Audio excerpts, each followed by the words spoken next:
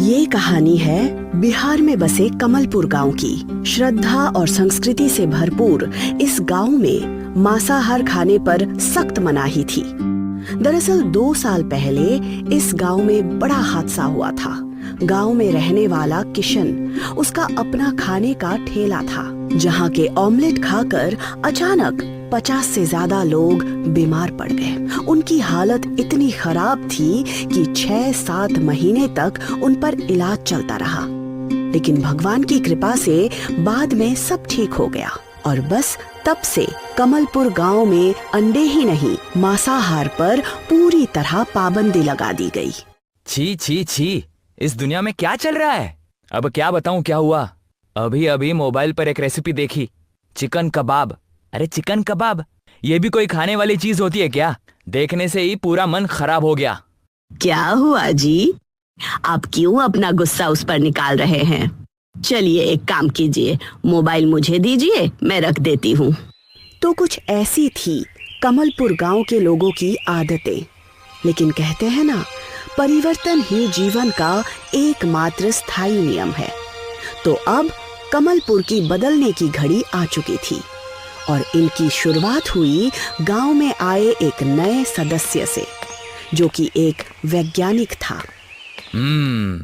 काफी अच्छी सफाई की है तुमने रामू। जी धन्यवाद। अच्छा चलो, अब जल्दी से दुकान से मेरे लिए 4 अंडे ले आओ और मुझे अच्छे खासे ऑमलेट बना कर दो। क्या मैं अंडे लेकर आऊं और आपके लिए ऑमलेट बनाऊं? हाँ बिल्कुल, इसमें चौंकने वाली क्या बात है? बात यह है कि इस गांव में मांसाहारी खाना मना है। क्या? क्यों? जी बात यह है कि 2 साल पहले हमारे गांव में खाने की ठेली पर ऑमलेट बनाया गया था और गजब हो गया। उस ऑमलेट से गांव के लगभग 50 लोग बीमार पड़ गए थे। करीब 6 महीने तक उन पर इलाज चला। क्या 6 महीने? अब तो तुम झूठ बोल रहे हो। नहीं वैज्ञानिक साहब, मैं झूठ नहीं बोल रहा हूँ, बल्कि सच बता रहा हूँ। न जाने उन अंडों में क्या था। गांव के लोग एक एक करके ऐसे बीमार पड़ गए थे कि पूछिए मत। और तभी से हमारे इस कमलपुर में अंडों पर बंदी लग गई। और सिर्फ अंडों पर ही नहीं, बल्कि पूरे मांसाहार पर। ये सब बकवास है। ऐसा कहीं होता है क्या? ऑमलेट से फैलती बीमारी, उस खाने में जरूर कुछ गड़बड़ रही होगी। हाँ हो सकता है, लेकिन अब ये बात गांव वालों को कौन समझाए? रामू की बात सुनकर ब्रह्मकांत बड़ा हैरान था।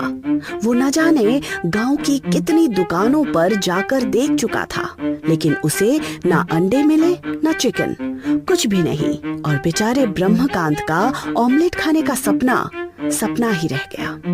हे भगवान, ये क्या मुसीबत है? ये भी कोई खाना है? पीले पानी जैसी दाल, फीकी सब्जी, उबले चावल। मैं तो तंग आ गया हूं इससे। हे भगवान, अब तू ही मुझे इससे बाहर निकाल। परेशान ब्रह्मकांत भगवान से शिकायत कर ही रहा था कि तभी उसकी नजर सामने चल रहे टीवी पर पड़ी। उस टीवी में जापान के किसी वैज्ञानिक के अजीब आविष्कार के बारे में बताया जा रहा था, जिसमें उसने ब्लूबेरी और चीकू, इन 2 फलों के गुण धर्मों को मिलाकर एक नया फल बनाया था। अरे वाह, ये तो बड़ा ही दिलचस्प प्रयोग है। क्यों ना मैं भी ऐसे ही कोई अनोखा आविष्कार कर दूं? टीवी पर देखे गए आविष्कार से ब्रह्मकांत बहुत प्रेरित हुआ था। उसने सोचा, क्यों ना मैं भी कुछ ऐसा करूं जिससे मुझे ऑमलेट भी मिल जाए और किसी को इसकी कानों कान खबर तक ना हो। अगले दिन ब्रह्मकांत सुबह सुबह पास के पड़ोसी गांव में चला गया। वहां से वो अंडों की पोटली चुपचाप अपने घर ले आया और साथ ही कुछ नारियल भी साथ लाया। चलो, आखिरकार सारा सामान ले ही लिया, अब चुपचाप काम पर लगना होगा। ब्रह्मकांत ने अपने अनोखे आविष्कार की शुरुआत की। उसने अपनी प्रयोगशाला में अंडों और नारियल के अर्क को एक साथ मिलाया और उस मिश्रित अर्क को एक खाली नारियल में भर दिया। फिर उस नारियल को जमीन में बो दिया और अब उसे इंतजार था परिणाम का। अब बस कुछ महीने की बात है, फिर देखना सारे गांव वाले चौंक जाएंगे। मेरा भी दुनिया में बड़ा नाम होगा और इस एक झटके में सबको नया ऑमलेट खाने को मिलेगा। वाह, आखिरकार ब्रह्मकांत अपने इस आविष्कार को लेकर बहुत ही खुश था। उसे कहीं ना कहीं पूरा यकीन था कि ये अनोखा प्रयोग सफल होने ही वाला है। दिन पर दिन बीतते गए, नारियल का पेड़ बढ़ता गया और साथ ही ब्रह्मकांत की उम्मीदें भी। गांव में धीरे धीरे फुसफुसाहटें और अफवाहें भी उड़ने लगी। कहो रामू, कैसे हो? अब क्या कहे किशन भैया, सब ठीक ही है। खेती बाड़ी अच्छे से चल रही है। साथ ही जो नए वैज्ञानिक आए हैं ना, उनका घर संभालने का काम हाथ में लिया है। बस उसी के सहारे सब चल रहा है। चलो, ये तो अच्छी बात है। इससे तो तुम्हारी आमदनी भी दुगनी हो गई होगी। हाँ, कह सकते हो। वैसे एक बात पूछनी थी तुमसे। हाँ हाँ, पूछो। सुना है तुम्हारे वैज्ञानिक साहब कोई बड़ा गजब का आविष्कार कर रहे हैं। अब क्या बताऊं तुम्हें। कुछ कर तो रहे हैं, दिन भर अपनी इस प्रयोगशाला में पड़े रहते हैं और कभी बगीचे में घूमते रहते हैं। कुछ तो चल रहा है उनका, लेकिन मेरे तो कुछ पल्ले ही नहीं पड़ता। पढ़े लिखे लोग और उनके गजब के चौंचले। सही कहा तूने। ब्रह्मकांत के आविष्कार की बातें बहुत होने लगी थी, लेकिन उन बातों में तारीफें कम और ब्रह्मकांत की अक्ल पर सवाल ज्यादा उठाए जा रहे थे। और ऐसा हो भी क्यों ना? ऑमलेट खाने के लिए नारियल का पेड़ कौन बोता है भला? आखिर बहुत इंतजार के बाद ब्रह्मकांत के आविष्कारिक नारियल के पेड़ पर नए नारियल दिखाई देने लगे। यस यस यस, मैंने कर दिखाया, मैंने कर दिखाया, मैंने कर दिखाया। अरे अरे वैज्ञानिक साहब, क्या हुआ? इतने चिल्ला क्यों रहे हो? अरे पूछ क्या रहे हो? दिखाई नहीं दे रहा? नए नारियल आ गए हैं। ब्रह्मकांत की बात सुनकर रामू ने ऊपर तेज नजर डाली और उसकी आंखें फटी की फटी रह गई। उसने देखा कि उस पेड़ पर बड़े बड़े और हट्टे कट्टे नारियल लटके हुए थे। अरे वाह, ये तो गजब हो गया। अभी कुछ नहीं हुआ, गजब तो अब होने वाला है। मतलब? रामू के सवाल पर ब्रह्मकांत ने कोई जवाब ना देते हुए, अरे अरे साहब, आप ये क्या कर रहे हैं? दिख नहीं रहा? काम कर रहा हूँ।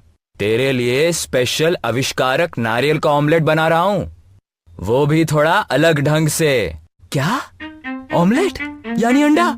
नहीं रे नहीं, मैं तो नहीं खाने वाला। मुझे फिर से अस्पताल में भर्ती नहीं होना है। मैं तो सुबह ही चला। रामू अपनी धोती समेटते हुए वहां से भागने लगा। तभी ब्रह्मकांत ने उसे रोक लिया। रामू, रुक जा। नहीं साहब, मुझे जाने दो।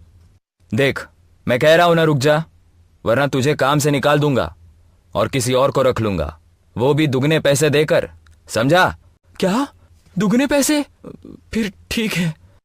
पैसे की बात सुनकर रामू रुक तो गया, लेकिन अंदर से उसका मन अब भी कांप रहा था।